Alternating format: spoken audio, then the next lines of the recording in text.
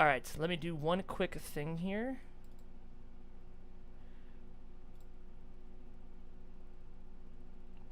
Uh-oh. Capture device 2. No. Discard.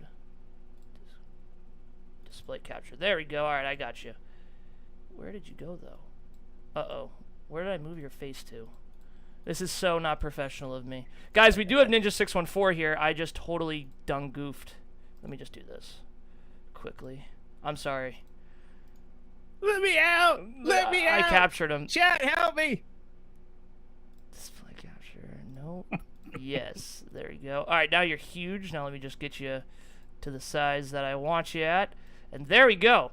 All right, guys. Wow, I'm huge. Look. Let me get the music going. And there we go. Guys, welcome back to the Snowstorm Podcast, or the Snowcast, as I've kind of made it the title of it now.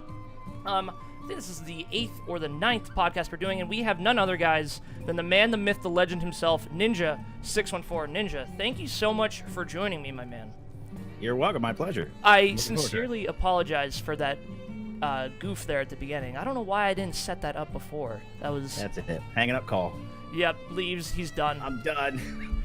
What is this chicken shit outfit? Goes on Twitter. Snowstorm. He's just running the most unprofessional podcast I've ever been on. Couldn't handle it.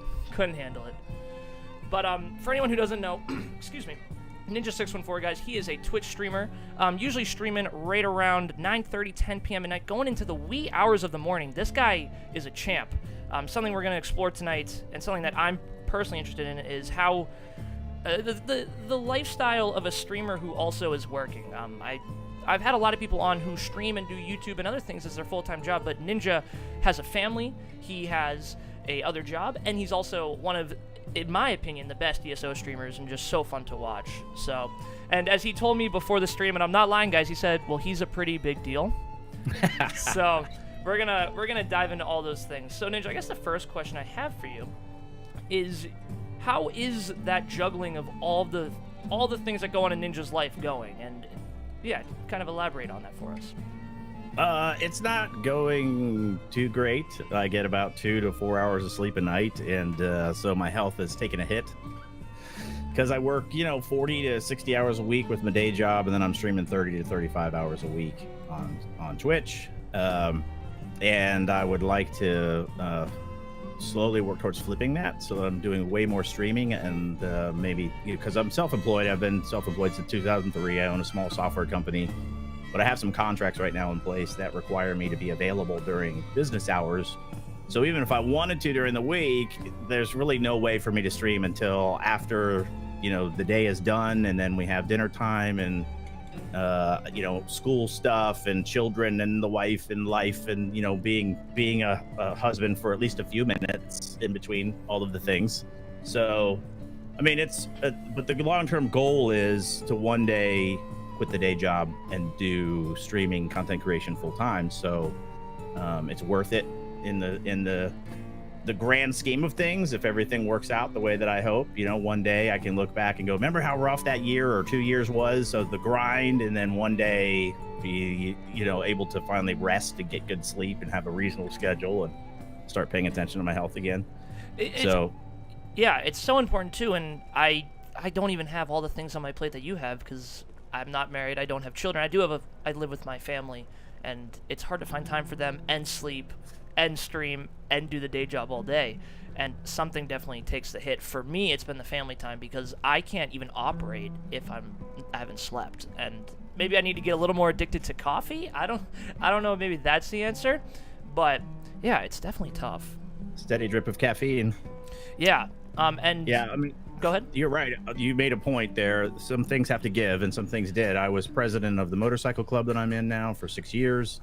And at the beginning of the year, when elections came up, I took my hat out of the ring and said, hey, guys, I had conversations with everybody and said, this is what I'm doing with my life. This is where I want to go career-wise. I feel like it's a good time after 6 years to let somebody else at the helm and handle things. And I needed to take a step back and just kind of focus on this thing. And it means that I don't know how long it's going to take, but I'm going to be almost ghost-like in a lot of ways, because I haven't been able to participate really except very limited things here and there when it's absolutely necessary on that front. So No social life, other than the occasional. We had a party a couple weekends ago. That was nice. We had real life people in the house. That was nice. It's but funny. for the most part, I don't. Other than work interactions, I don't have a whole lot of social stuff. Like Twitch has become my social outlet at this point. That's something I didn't even plan on talking about. But it is funny when you actually have real people in your home and you're talking to real people, and you're like, oh wow, most of my nights I'm sitting talking to virtual people who are all typing at me, and it's a different experience when you do that every single night, and then you start talking to real people in big groups, and you're like, oh, I don't have to talk as much. I can listen. It's a little different. Well, I forget myself and start doing what I do on stream if I get excited on a topic, and then I won't shut the fuck up, and I give no airspace for anybody else. And Ninja Wife will literally like elbow me like, hey bro, you're not streaming, you're talking to humans in front of you. So yeah. It's you do it 6 nights a week for hours on end, and then you get into an exciting topic and I want to talk about it, and the next thing I know I'm tirading. Yep. And, that's always it's a hard line to walk. It's really a hard line to walk. And so I do some research on people I have on the podcast. And so you were in the motorcycle group. Have you always been playing video games though, since like the wee ages of Ninja614's life, or is video games something? Oh, yeah. So if you want to tell us a little bit about your video game history, the beginning, what were the first things you were playing, what got you into it? The very first video game that I owned, I actually still have the box. Oh boy, here we go. When I was in 5th grade, I got a Commodore 64 for Christmas. Well, the family got a Commodore 64 for Christmas, but I quickly adopted it as my own. Yeah, absconded. And the first computer game I ever owned was this game. It's called Sword of Fargle by Epix Games on the Commodore 64. It was a tape drive. It took 45 minutes to load. Jeez. And there was since it was a tape drive, there's no way to save. There's no memory. And if you crashed or if you lost power, you had to reload 45 minutes and wait to play it again. But at the time, it was magical. Yeah. Oh, it was amazing. Yeah. And I started learning to program in BASIC on the Commodore 64, and so the entire time I was in school, all the way through high school, I was sort of this closet nerd. So other kids were going out on Friday night. I'd go out on the weekends too, but there was plenty of nights where I was sitting there with I don't know if I should share this, but I used to do a lot of phone freaking, because back in the day, that's all you had was modems and things like that. So I had a wire that I hung out my bedroom window and hooked up to the phone trunk to find a live line that wasn't mine, and then I would dial over to this group in Belgium, and we would download the 24/7 stuff and then put it on a BBS over here, and I was doing all that fun stuff. That's cool though. Yeah, so I mean, and then I went to school to be an English teacher, but ultimately realized that I was going to make way more money in software development, so I ended up not doing that, and so I've been in IT ever since. And the whole time I've been playing MMOs. First MMO I played was EverQuest, wow. Then Dark Age Camelot, then World of Warcraft, then Elder Scrolls Online, and then during that long arc has been these breaks of trying other MMOs and things like that here and there. But those are I've always had one MMO that's like my home base game at all times for over 20 years, 25 years now, something like that. So yeah, always been a gamer, always been a geek, always been a nerd, just also did all these other things too. So a lot of people, just like anything, a lot of people look at me as a biker, as a motorcycle club member, and it doesn't make sense. And I'm like, here's the thing about bikers is they don't care what you think. Individualism is our thing. So whether you like it or not, this is who I am, and you can take it or leave it. So it's kind of the approach. But apparently, being a biker and a gamer are juxtaposed in a lot of people's minds. Some people have trouble reconciling that for some reason. Yeah, and I think that's one of the staples of your channel, and one of the reasons I think so many people love you as a streamer is you're so real about it. You're like, hey, this is me. I'm not going to hide behind anything. This is what I like to do. Maybe they don't coincide in normal society, but screw normal society. Let's have fun. Yeah, and exactly. I think people love that. Embrace weird. Weird is so much more fun than normal. Oh, 100%. 100%. Yeah, and so with those other MMOs, were you playing any Elder Scrolls games, or was ESO the first Elder Scrolls game because it was an MMO? Oh, well, I played, in addition to MMOs, I played all games all the time. So I started with Daggerfall, Oh, wow. Arena. Yeah, I mean, recently you can download Daggerfall right now for free. It gives you instructions for setting up an emulator, and I was super excited to go back in and play. Because in my mind at the time, the game was amazing. It hit, it like blew my doors off. And I went back in and played it recently. I was like, holy shit, this game is It's old. How did I play this piece of crap? So, yeah, it's not all your memories. Sometimes better to just leave them as the memories, because when you go and visit it again, you're like, wow, that we have come a long way. We have come a long, long way. Yeah, some old games don't age well. No matter how well you remember them, you go back and you're like, oh God, I can't do this again. Yeah, yeah. At the time, you didn't have anything to compare it to. And it was new and amazing, so it was great. But nowadays, to go back after what we can play now, it's sometimes really, it's almost like it's an endurance and something to endure more than it is to enjoy. It's like, well, I'm going to do it again. Come hell or high water, I'm going to do it again. I'm going to relive the memory, even if I hate doing it. Right, even if it completely sucks my will to live, I'm going to get it done. And then I'll hate the old memory even more after I'm done doing it, because I'll stack it. Yeah, I tried about 45 minutes, and I was like, yeah, no, not doing it. Yeah, that's tough. I didn't start till Skyrim, but I fell in love with it. And then I tried playing Oblivion, and I've talked to so many people. You probably won't have this because you started at the beginning, but so many people can't go back a generation and play the older Elder Scrolls games. So like, I tried to go back and play Oblivion, and I was like, it's okay. I'd rather just play Skyrim. And then like I talked to Kev, and he was like, Oblivion's the best game that was ever created in the whole world. And that's because that's what he started with. But then he'll go, well, I didn't play Morrowind. So I guess it's all relative.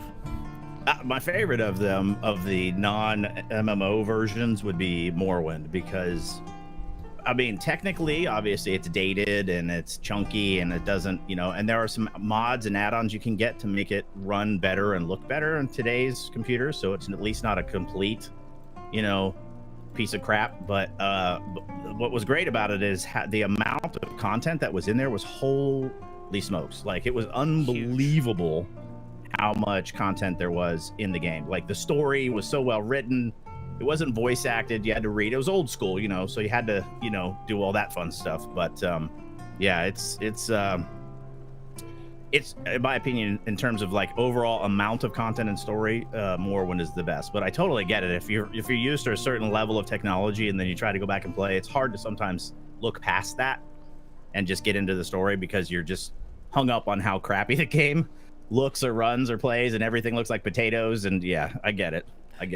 Yeah, no, it makes complete sense. It's funny. I'm looking at like the list of all the things. So the next thing, and it's a lot, because there's so many interesting avenues I wanted to go with this podcast, because your family plays with you sometimes, which is really cool. You play games with your family on stream, which this is totally off topic, but I just want to say, from one streamer to another, I find it incredibly impressive that you can switch games and your whole community will come.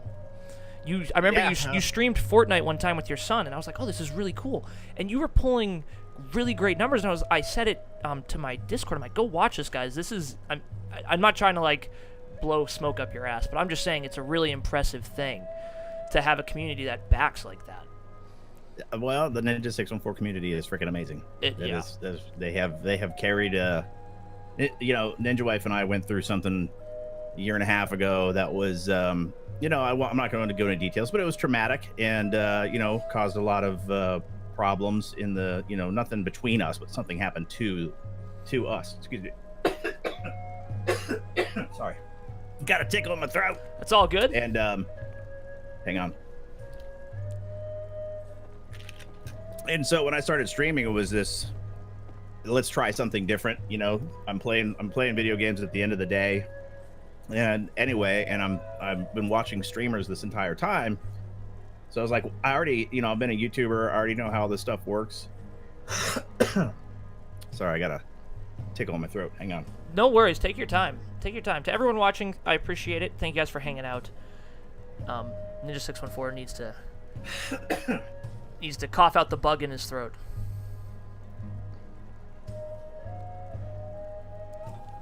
But yeah, seriously, guys, when I wanted to have him on, I knew there was about 50 different things I wanted to talk about, just because he really is a very influential streamer in the ESO community, and a very positive one at that. So if you guys haven't checked him out, you seriously should. But being able to pull those numbers is tough. Definitely for a lot of streamers, when you're switching games, it causes a bit of anxiety.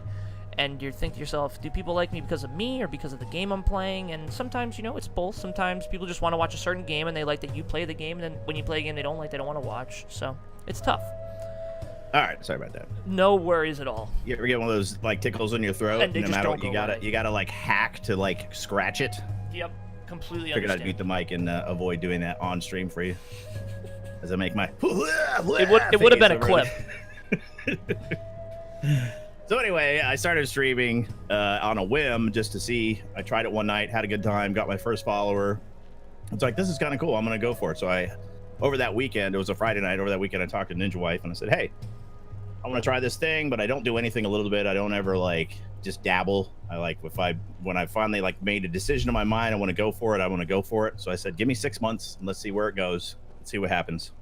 And lo and behold, very quickly, I made a connection with my audience, and I started making friends, and it became this almost therapeutic exercise each evening, where I would fire up the stream, I would hang out with my friends, we'd play the video game together, we'd laugh, we'd joke, we have a good time, and so it has impacted me personally and my family in a positive level. There's something to be said about having something exciting and hopeful in the future to kind of point towards and to put your energy into, and to have this opportunity being available on Twitch, and then have the community embrace myself and my family so much has just been, it's been amazing. Like I can't even put it into words really how important it has been and how important it is. But I think when you're authentic and you're genuine and you make a true connection with your audience and with your community, eventually it becomes more about just that relationship than the game that you're playing. At all, you know what I mean? So it really doesn't matter what I'm playing. If we're having a good time, we're having a good time, and if I'm having a good time, my audience is having a good time, and we just roll from there. You know what I mean? Yeah, and I had Kyle Dempster on the podcast a couple weeks ago, and we were talking about how sometimes it's tough. And you probably had this maybe when you were a bit smaller and your audience was smaller. Like switching games, there's a little bit of anxiety with that because you think, do people like watching me because of the game I'm playing? Do people like watching me because of me? And I think building that community, what you've done, Kyle said it, because we were talking about, he goes, Ninja614 is the person who I model my community after in some way, because he was able to not transcend ESO, because ESO is a great game, but it's not about that. It's about you having fun and people hanging out and having fun with you. And the last thing I want to say was, I know you took the little break from ESO a couple weeks ago and you played No Man's Sky, and that was a genius move, not for any Twitch reasons, but mental reasons, keeping ESO fresh and doing something a little different. Because me, personally, I've burned myself out of ESO, and then I take 2 months off from streaming, and that's detrimental to the channel. That's what I don't want to have happen. Yeah. Yep. So that's exactly why the burnout thing happens with any MMO, and when you play it 150 hours a month on stream, plus extra hours off stream, and it's part of your show, it's like an integral part of what you do, you really have to try to come up with some creative ways to avoid feeling trapped, because then you will resent the game, you'll start to resent the community, you'll start to get angry, you'll start to lash out at developers, you'll become frustrated and stagnated with your content. It creates this perfect storm of negativity that becomes really hard to overcome. So the first time that started to happen, I started streaming Subnautica, I think it was. Yep. We had a great time with that, and it was one of those, I don't look at my view counts while I'm streaming. Yep. I have those all shut off. And so sometimes I have streamers that will come in and they'll tell me, oh wow, you have 1,000 viewers. I'm like, well, thanks. I really don't like to think about that. To me, I'd rather, it doesn't matter if I have 5 people in my stream or I have 1,000, I want to be having the same kind of show. And if you start thinking about the numbers, I don't care who you are, you're going to start getting wrapped up in that process. It's happened to me before, so I completely understand. And then, I after the stream, of course, I go in there and dive into it like an astrophysicist. Yep, and see stuff. I look at the analytics and truly, just kind of see where I'm at. I mean, I think that's important. But while you're streaming, it should be about the show only, and whoever's talking to you in chat and all that fun stuff. Yeah, and the Subnautica experiment was perfect because it gave me an opportunity to do something else that we had a lot of fun. It was a diversion. It broke up the week a little bit. It gave me something excited that I was ready to log back in to play again. And when I came back to ESO, after a couple days each week of doing Subnautica, it was like, yay, I'm back, woo, and there was that energy. So I recommend all streamers, if you've got your favorite game, always at least take 1 or 2 nights a week here and there, maybe even create a series. You know, if you're playing an MMO, doing another MMO is probably not a good idea, but another single story game that has like a beginning and an end, you know, you can like quote complete it kind of thing, so that when you're done with that series, you're like, well, that was fun. We did this, you know, variety stream series a couple nights a week, 1 night a week for a while. It helps a lot. It helps a lot. It's hugely important. I think another thing that was huge for you, and I feel like you're gonna leave and you're gonna be like, God, Snowstorm, all he did was just praise me the whole night. But one of the things, and this was while I was doing my research, is you had a YouTube channel for a while, and that YouTube channel I never knew about. The editing was top notch by the end of some of the videos, and I was kind of being stalker watching them. I guess it's not stalkerish. I was watching like just I seeing. hope you do. Watch them all. Click. Yeah. Engage. Like that smash button. Do all the things. But I think that was huge for your stream, was you already had a really good idea on how editing worked, how setting up a proper stream was, and that's huge, because when I started, I was just clicking stream on my Xbox and it was fuzzing out and my camera was half working with the Kinect. So I think that's a huge piece. That's why I decided to dive in, though. So I was like, hey, I already have the equipment. I understand good lighting and audio. I know how OBS works. I mean, there's some idiosyncrasies. It's, you know, live streaming is obviously different than post-production, where you can just take all of this stuff together and edit a piece. But when I was doing YouTube, I was vlogging every day for like a year, pretty much. And it would take me 4 hours to edit a video. So I would film all day, which is the easy part. Capturing footage isn't hard when you're vlogging. You just roll a camera. It's the putting together a video that's engaging and fun to watch, and that's roughly 10 minutes for the YouTube's algorithm to actually, you know, engage viewers long enough that they want to watch it, kind of thing. And that takes time. And every time you think you've got it down, you've learned something, then you start to think about ways to push the envelope. So the time that you would have saved because you've got it down, you spend now adding more time because you're learning new editing techniques and trying new stuff. So whether you're a YouTube content creator or a streamer, it doesn't matter. If you're creating content, it is a time-consuming process, and there's no way around it. No ifs, ands, or buts. So you're right. I mean, I had this discipline and this knowledge coming into streaming out of the gate, and I was already comfortable talking to nobody. You know, I had spent a year in front of a camera talking to nobody, and that was even harder because there is no chat to feedback. There's nothing. You're just saying stuff to nobody and then hoping that when you put together a video, it's not going to suck. Well, they were really good from an outside point of view. Thanks. Not actually knowing about them.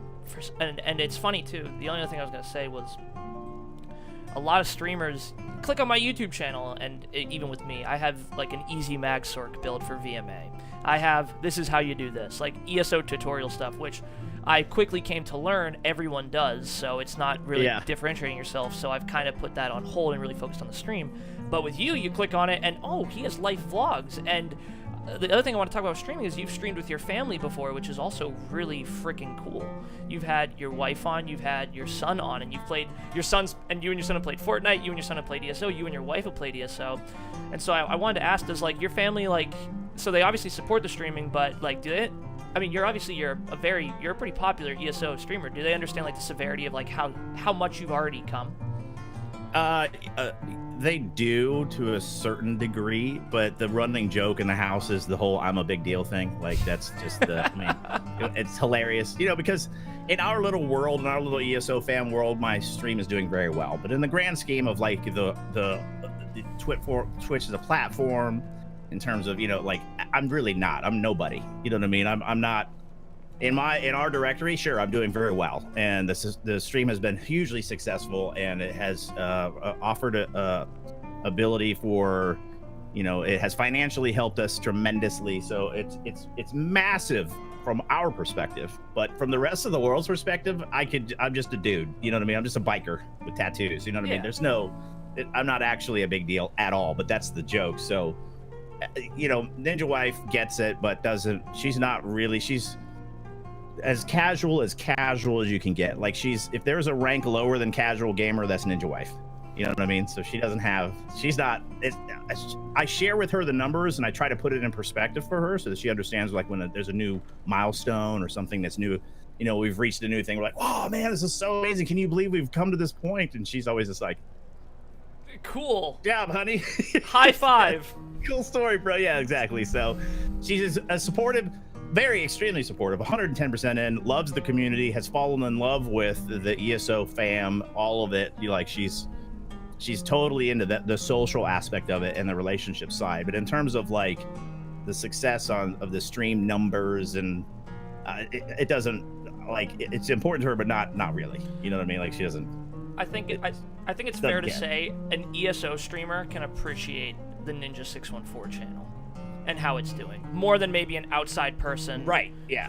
Because as someone else who streams ESO, just about every night, it's great to see, and I'm like, wow, he's really doing it. And here's the thing too, and this is what's really special, is I feel like the community is growing, the ESO fam. I feel like with drops, with the summer fall event, with Somerset, with the way the developers handle everything, more people are coming to the game. I guarantee you get the question 100 times a night, should I get this game? I get that all the time. All the time. And that's great to see, because I'm always like, yes, get the game. And I think, so, even though maybe the directory isn't huge now with only a couple thousand people watching, in a year it could be so much more. So conceivably, yes. I mean, well, compared to when I first started streaming, the directory has grown tremendously. And when I first started streaming, everybody was telling me over and over, all these other longtime streamers who had been in the directory for a long time, I'd be in there and I'd be, chatting with them. And that's one of the other things too. I think a lot of new streamers don't recognize what is so important about it. If you're going to stream a game on Twitch, it doesn't matter what game it is, you have to get involved in the directory.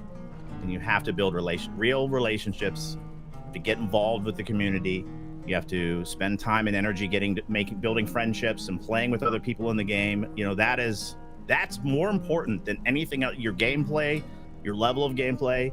If you build real solid relationships and participate in the community, then that will help you tremendously as a streamer.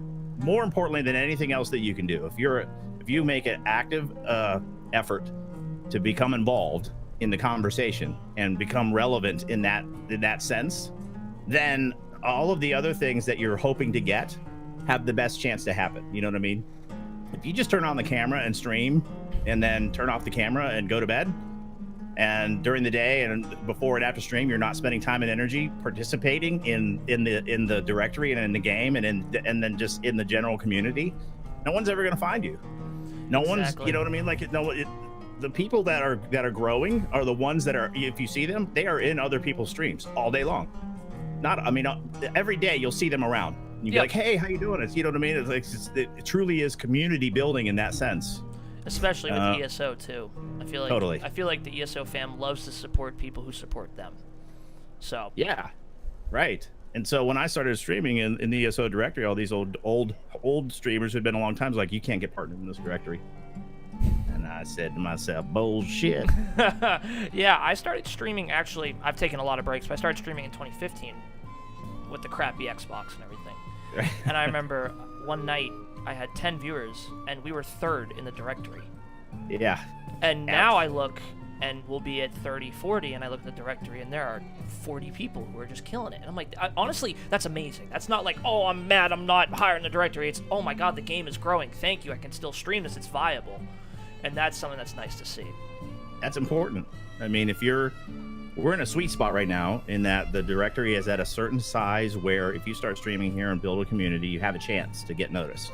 There's so many other games out there where it is so saturated that even if you have 100 viewers, you might stagnate at that 100 viewers because you're all the way at the bottom of the list. Because, so, ultimately you might get, and that's the other thing too, the partner check, sure. You get more emotes and you get some more perks and it's good. It's great. I'm not taking any away from partner, but that's not what it's about.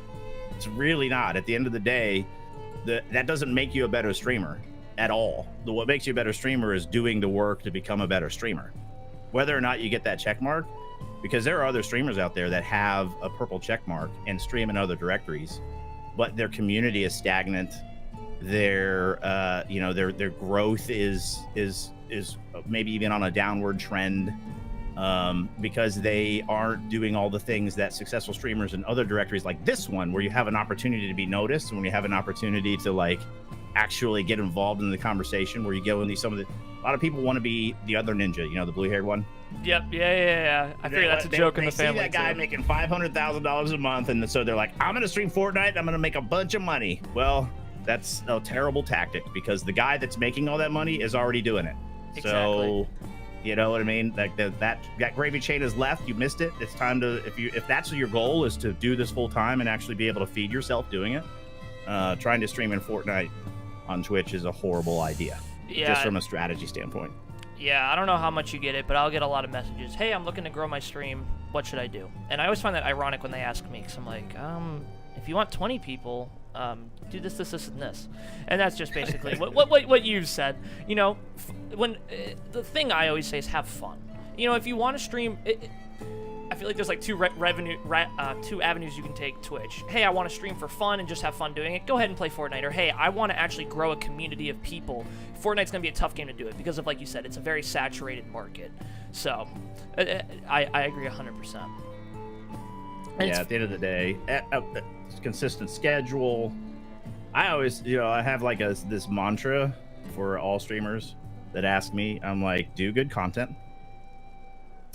build real relationships, offer some value, be consistent, and then market that stuff. The rest is just noise. The rest is just noise. If you do good content, you build real relationships, try to offer some value, and interact with the community, and then market that stuff, then now it's just time. Your ability will take you so far, but you got to do the work.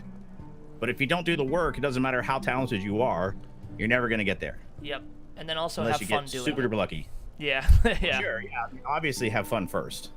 Yeah, Obviously a lot have of fun people first. struggle with that. That's one of the things I see a lot of streamers, smaller, struggle with, is they're not enjoying themselves, and they're like, why don't I have more people watching? It goes, well, you know, it doesn't come quick, and enjoy it when you're small, and enjoy it when you're big, you know, and that's the only way you can do it.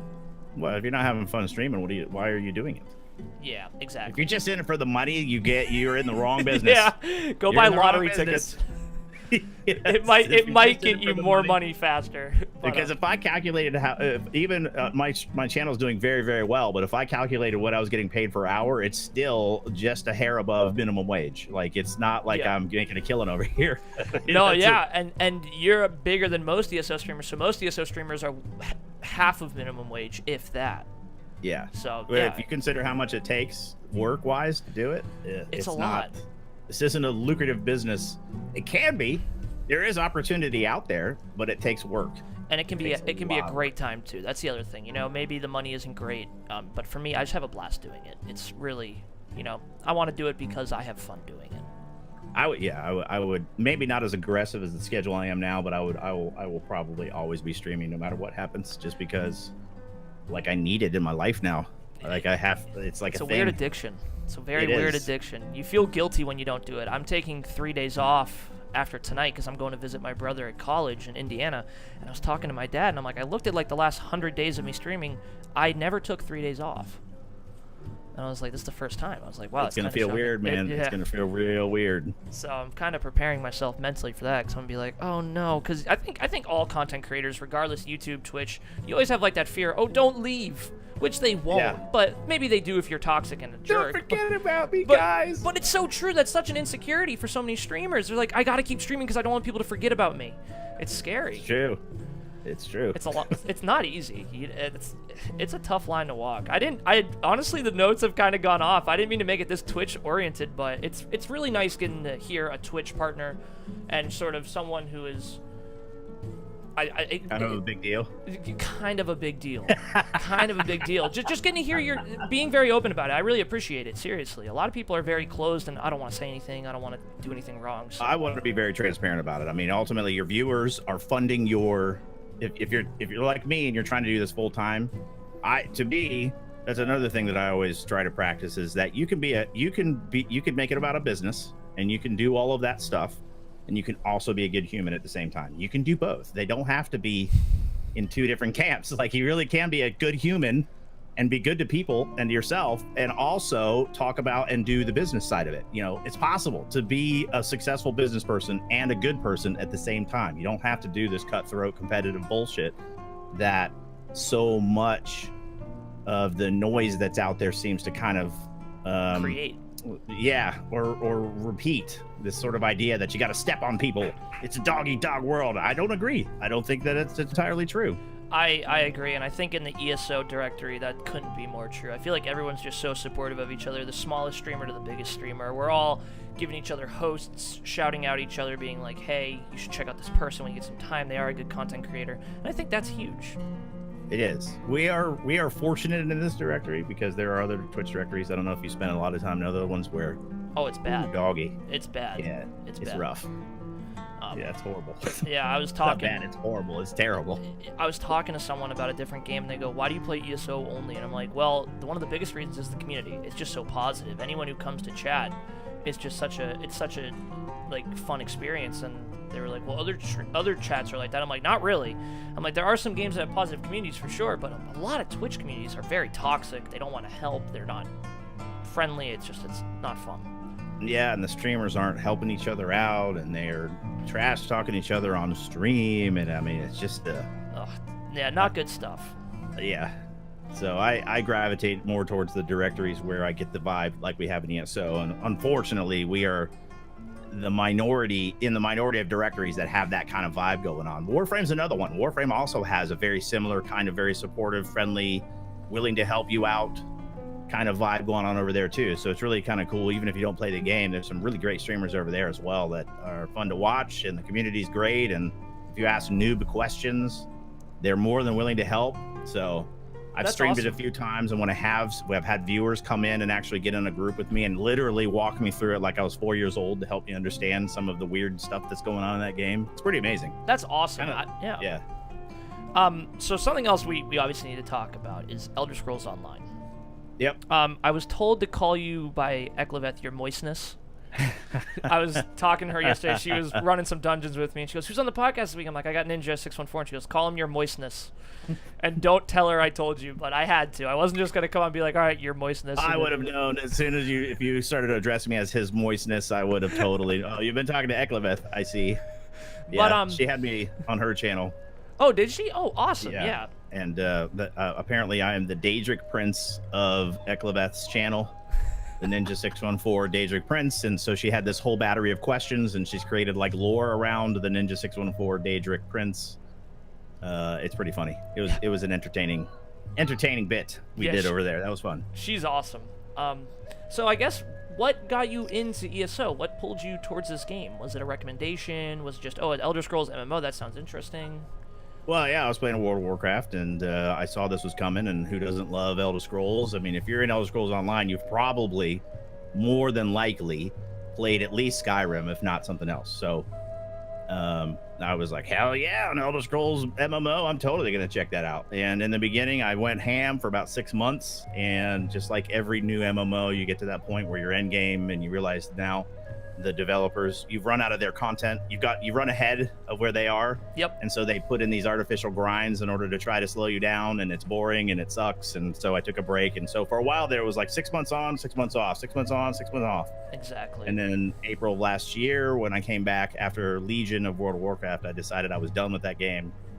Came back to Elder Scrolls Online, and the one Tamriel and some of the changes that they've made since then have hooked me completely. And so now this is my I haven't stopped. Yeah. So this is my new home. So some of the questions, these are pretty generic, but I ask everyone this. And you might have to say something bad about ESO, so prepare yourself. But if you had to say, what is your favorite thing about ESO? Like, what's the one thing that you think they did perfectly that keeps you coming back every day? What's the one thing you enjoy the most? Oh man, I mean, outside of the community, which of course is huge. That could be your answer if you wanted to be. Yeah, I mean, the community and the developers' interaction with the community and their commitment to the community. They are. I mean, I don't know how many other MMOs you've tried to have some of these other MMOs that are out there. The devs just are nowhere to be found. They just are not regularly involved in the community. And what I've found is these guys, they're watching streams, they are reading comments, they are participating in the conversation. And even though you think that they don't listen, they really are. You don't always agree with what they decide to do with what your feedback was, but they are listening, and there's evidence all over the place that shows that they are. So that, the community and the devs' commitment to the community and involvement in the community, I think, is probably my biggest draw. That in the game is super fun. It is. I actually love that. I've never had that answer before, but I do agree. You can go on Twitter and tweet at one of them, and they respond. Yep. And they go, oh yeah, this, and this. And now, like you said, they may do something Sork Shields that I don't agree with, but it's okay. I'll get over it. As a Sork main myself, it hurts to see, but the game, I'm gonna still main it. They're not pushing me away from the Sork. I'm gonna suffer through it. But well, Rich was in my stream a few nights ago, and he did say, he's like, hey guys, there's still plenty of time on the PTS with a winky face. That's what I've been saying. He and usually when he drops those kind of hints, that usually means that there's going to be some change. So don't get your pitchforks and your torches out just yet. Let's get them. Yeah. There's still time. Probably looking at the week of the 22nd, if the math works out, when Murkmire will drop, because usually it's 5 to 6 weeks after PTS. They don't officially say that because they want to make sure that if they have time to make changes, then they'll be able to, adjust those. Where if they put up a hard, this is when it's coming out, kind of date, and then they make adjustments, then they have to miss that, and that always sucks. So but historically, when a PTS for a new DLC hits the PTS servers, you're usually looking about 5-6 weeks after that. So we're looking at the week of the 22nd or the final week in October for Murkmire to drop. So there's still a lot of time. Several weeks. Yep. There's a lot of time. And now the next thing is, if you could change one thing about ESO, what is your least favorite thing? And it's okay. The community, myself, the devs, we won't hate you for this. No, to me, if there was one thing I would change, would be completely and totally separate the PvP and the PvE skills, CP, and gear. The sword shields. That would be the one. I mean, that would make it so that you could then truly balance the game on either side, and then PvP might actually have an opportunity to, be competitive one day, because you could have some consistency there, and you could create some homogenization so that all of the classes had, attacks and counters, and, you won't have this PvE element that's also competing with and against it.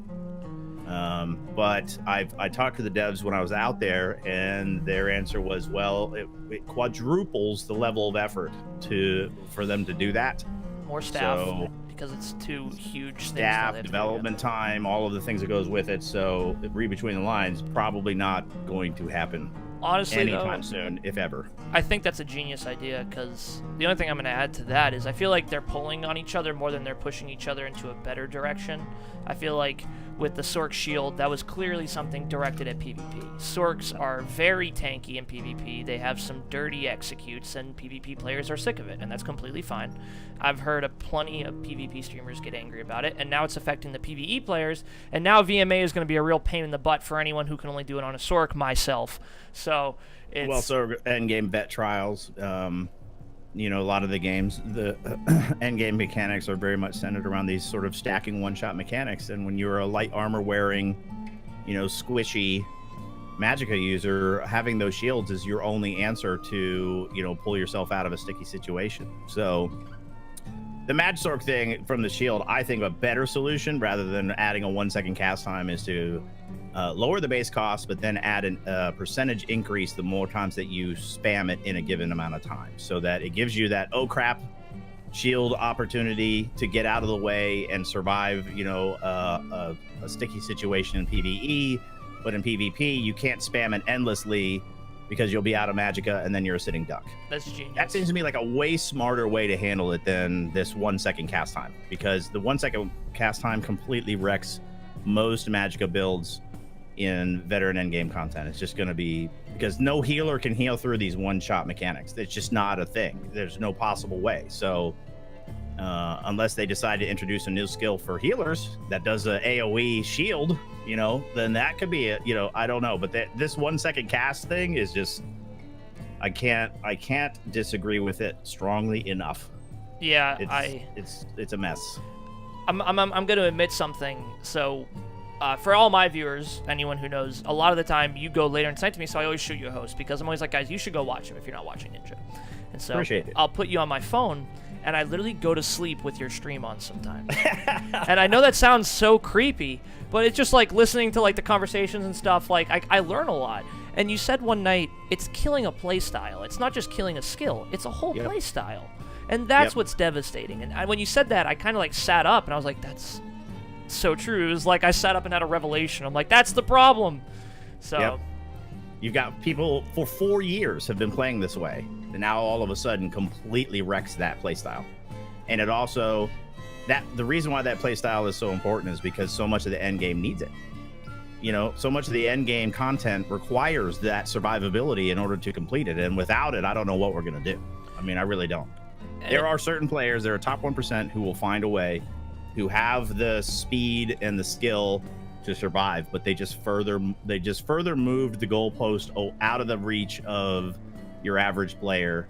And I'm not even talking about your casuals. I'm talking about player who put a significant amount of time in and who are competent, decent players, but don't have the Gilliam the Rogue kind of reflexes to be able to do what guys like that can do. Your Outcasts, your Gilliams, etc. Your Ninja Those are special 614s. players, and they have special skills. You know what I mean? They have a godlike status for a reason because they are extremely skilled at this game.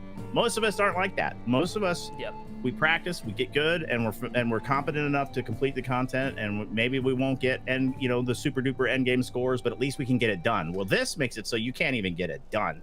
A lot of guilds are going to just dissolve because they won't have the ability to complete the content to do anymore. end game content. Yeah. Especially for like upcoming players, like you said. Yeah. It's hopefully they'll switch it back. Like I said, one of the best parts is the devs are listening. So and I appreciate someone in the ESO stream team who's bigger voicing that opinion, because a lot of streamers will say, oh, it's not that big a deal, but like 1 second in an MMO is not like 1 second in real life. That 1 second's the difference between getting cleaved in the skull and shielding and surviving. I mean, it's huge. So it's life or death, man. It's tough, but I as a Sork man, it's interesting to talk about. So that's a good question. What's your favorite class and role? Because you do more PvE than PvP, if I'm correct. Yeah, I will dabble in PvP but the PvP community as a whole, I find a little bit too it's okay. Toxic, edgelordy, a little just too salty. Just a lack of sportsmanship, and so I don't like the hate tells and I mean, some of the stuff that I get is, wow, how are you? Where's your mom? Where's your dad? You really need supervision. Like, what is your problem? You know what I mean? Like, it's really so. But and I enjoy group play I love the sieging and all that stuff, but you'll hear PvPers talk about how they feel like PvE is repetitive and it's boring and it's the same stuff all the time.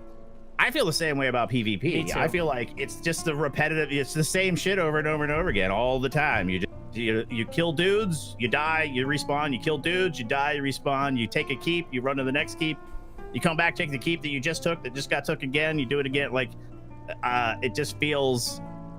that feels competitive. That feels repetitive to me. Where the PvE side, every single group that you go in you have to, it feels different to. I don't know.